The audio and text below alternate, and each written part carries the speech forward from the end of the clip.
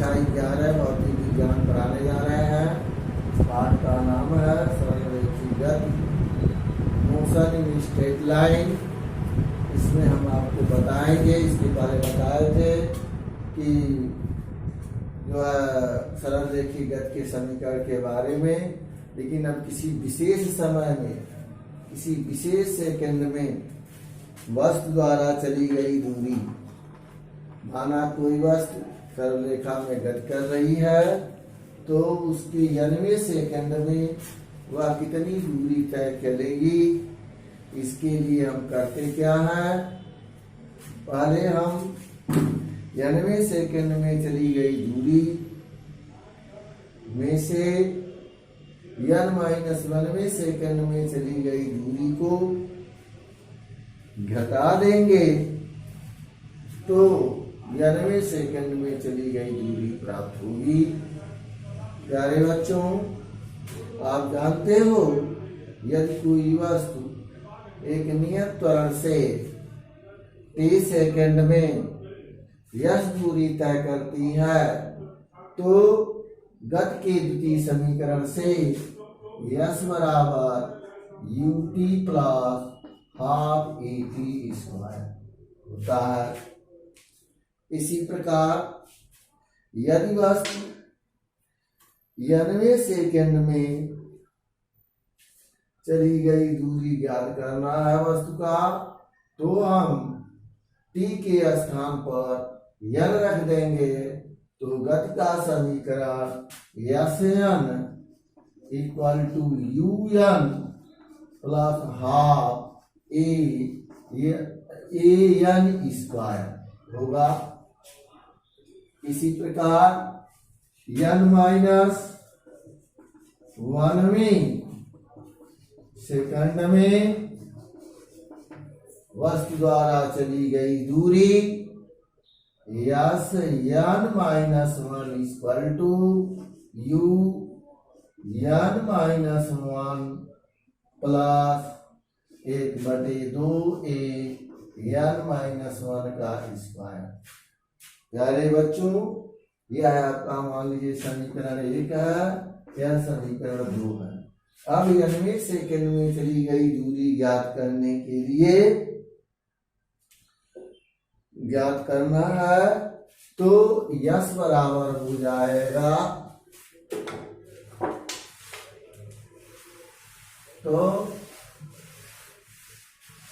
यश बराबर हो जाएगा n वें सेकंड के लिए Sn minus 1 according to equation है 1 and 2, तो Sn के जगह पर un plus half an square minus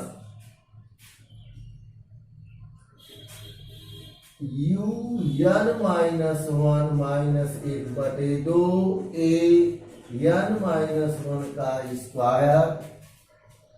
इसे तोड़ें तो आप पाएंगे un plus 1/2 an square minus un minus minus plus u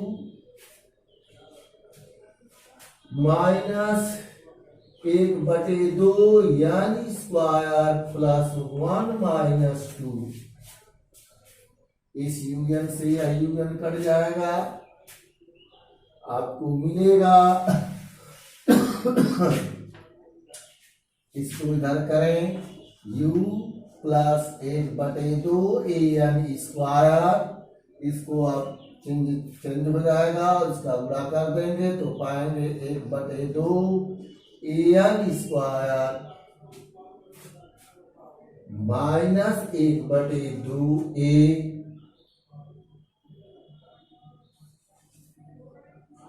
और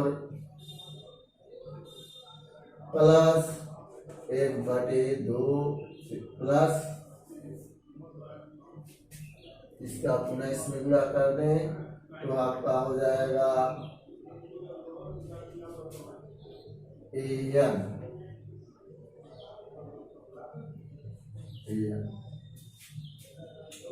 अब इससे यह कट गया इसमें 1/2 a कॉमन ले लें तो यस बराबर हो जाएगा u minus u plus 1/2 a। इसको करेंगे तो ये क्या हो जाएगा, आपका धन हो जाएगा।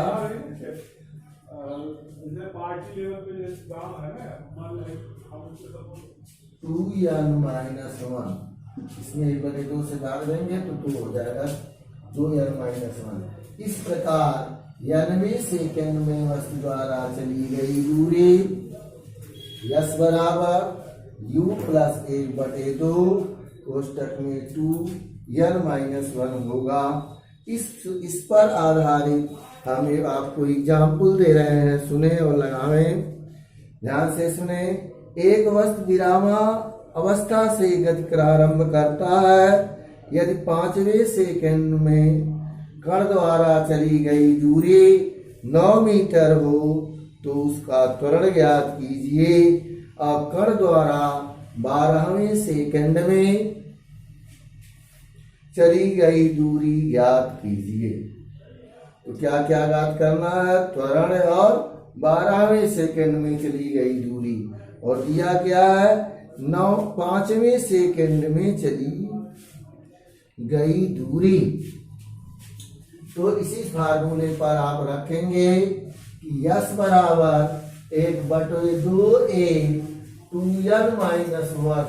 इसी के आधार पर आप लगाएंगे तो कह रहा है कि 5 सेकंड में वह 9 मीटर की दूरी तय करता है। इस समीकरण के अनुसार तो 9 इक्वल टू विरामावस्था तो u equal to 0 plus 1/2 a नहीं मालूम है और n की वैल्यू 5 है 5 माइनस 1। यहां से 9 इक्वल टू 1/2 a इंटू 9।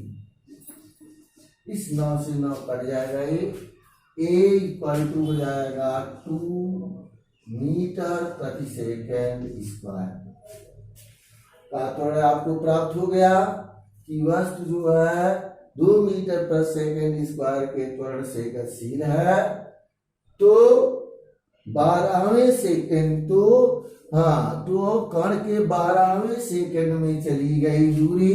अब पुनः इस समीकरण से 12वें सेकेंड में चली गई दूरी 12वें सेकेंड में चली दूरी तो यस इक्वल टू विरामावस्था है 0 प्लस 1/2 a की वैल्यू 2 गुणी 12 माइनस 1, 2 से 2 कर गया तो यस बराबर 23 मीटर, यानी 12वें सेकेंड में वह 23 मीटर की दूरी तय करेगी। प्यारे बच्चों, वाहन चलाते हैं, वाहन को रोकते हैं, ब्रेक मारते हैं, तो ब्रेक मारने पर कितनी दूरी तक वह वाहन चलता है, उस वह चली गई दूरी को ही अवरोधन दूरी कहते हैं, स्टॉपिंग डिस्टेंस कहते हैं।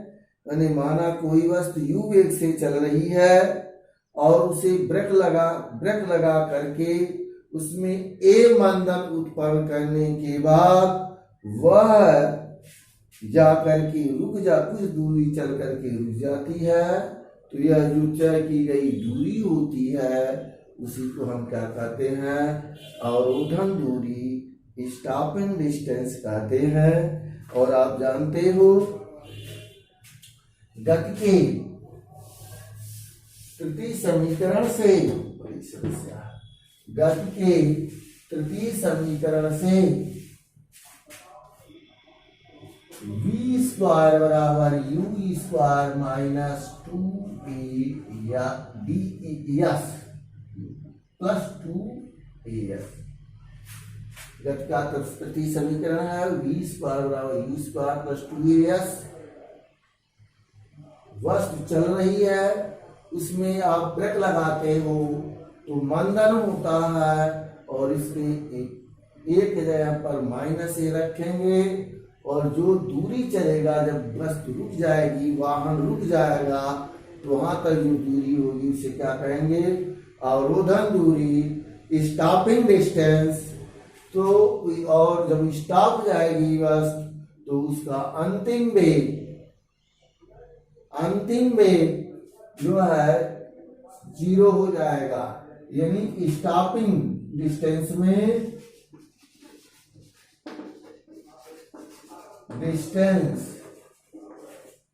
में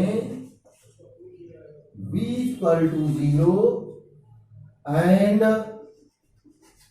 यस के स्थान पर ds रखते हैं। ds रखने पर, ds को स्टॉपिंग डिस्टेंस कहते हैं, तो 0 बराबर u square minus 2a ds। यानी ds equal to, this implies that ds equal to u square upon 2a। According to this formula, इस फार्मूले के या इस सूत्र के अनुसार वाहन की स्टॉपिंग दूरी ब्रेक लगाने पर, अगर वह नियत चाल से चल रही है, तो उसके प्रारंभिक वेग के वर्ग के अनुपाती होती है। यदि प्रारंभिक वेग उसका अधिक है तो स्टॉपिंग डिस्टेंस अधिक होगा, और कम है तो कम। इसके बाद आपको हम बता रहे हैं, नेक्स्ट सवाल देखें। एक समान त्वरित गति करने वाले पिंड द्वारा, उन्हें ऊपर वाले सूत्र पर, एक समान त्वरित गति करने वाले पिंड द्वारा 7वें और 9वें सेकंड में तय की गई दूरियां क्रमशः में आपका जो है 20 मीटर और 24 मीटर है, तो 15वें सेकंड में तय की गई दूरी ज्ञात कीजिए। कह रहा है कि कोई गतिशील वस्तु है जो विभिन्न दिए गए समयों में भिन्न भिन्न दूरियां तय कर रही है। जैसे कह रहा है 7वीं और 9वीं सेकंड में तय की गई दूरियां 20 और 24 मीटर है, तो अभी 91 सेकंड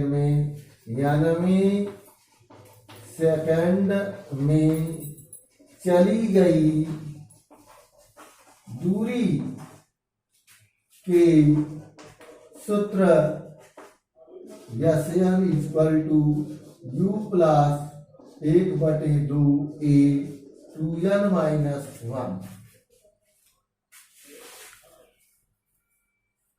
2n माइनस 1 से, तो 7वें सेकंड में चली गई दूरी 20 u प्लस 1/2a 2 क्वेश्चन में 2 गुणे 7 माइनस 1। इसी प्रकार आपका हो जाएगा ये 20 u प्लस 1/2a आपका इंटू 13। इस तरह से आप करेंगे तो ये आपका हो जाएगा 20 u प्लस 13/2a, और इसको सिंप्लीफाई करिए तो 40 बराबर tu प्लस 13a। ये समीकरण नंबर 1 होगा। इसी प्रकार आपका जो है फिर कह रहा 9वें सेकंड में चली गई दूरी 24 है तो 24 इक्वल टू 24 गुना 48 कर लीजिए इसी प्रकार इक्वल टू 2u और ये 9 18 18 9 19 प्लस 19a ये आपका होगा दूसरा समीकरण। इस प्रकार आप जो है u तथा a समीकरण 1 और 2 को हल कर लेंगे तो u तथा a का मान मालूम हो जाएगा और तब पुनः आप जो है 15वें सेकंड में तय की गई दूरी ज्ञात कर सकते हो। आप लोग इसको दोनों समीकरण हल करोगे तो पा जाओगे, इसमें कोई डिफिकल्टी नहीं है। अब आपको बताते हैं आपेक्षिक वेग रिलेटिव वेलोसिटी। प्रत्येक वस्तु चाहे गतिमान हो या स्थिर है एक दूसरे के सापेक्ष जो डिस्टेंस होता है विस्थापन होता है डिस्प्लेसमेंट गतिमान वस्तु का वही सब उसका समय दर को ही आपेक्षिक वेग कहते हैं।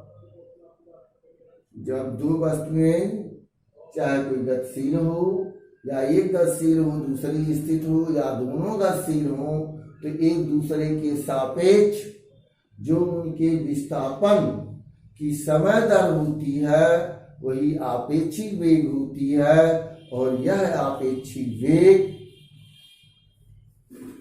उनके वेग यह आपेक्षिक वेग जो है वस्तुओं के यदि दोनों वस्तुएं एक दिशा में चल रही हैं तो उनका आपेक्षिक वेग वस्तुओं के वेगों के अंतर के बराबर होगा और जब विपरीत दिशा में चलेंगे तो उनका आपेक्षिक वेग वस्तुओं के वेग की योग के बराबर होगा।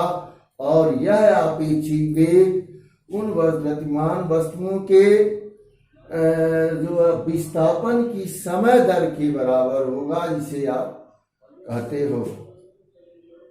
अब हम आपको नेक्स्ट टर्म पर पढ़ाएंगे अगला अध्याय सदिश विश्लेषण वेक्टर एनालिसिस।